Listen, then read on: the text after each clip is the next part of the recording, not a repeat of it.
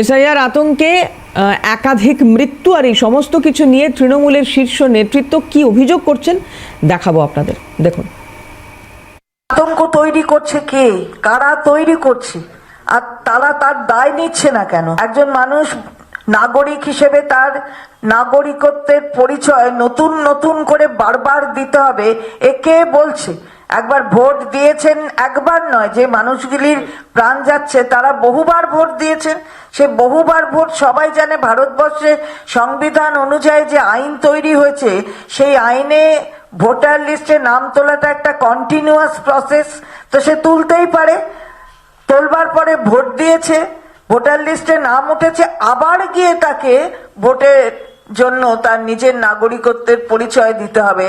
যখন supreme court বলছে যে ইসিআই কিন্তু নাগরিকত্বের পরিচয় দেওয়ার কোনো লোক নয়, দায় সম্পূর্ণভাবে নির্বাচন কমিশনের।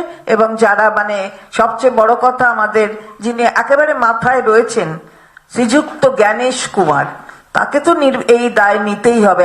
ইলেকশন কমিশন যেন একটা নিজেদেরকে ভিলেন রূপে প্রতিপন্ন করার আপ্রাণ চেষ্টা করছে সাধারণ মানুষের কাছে।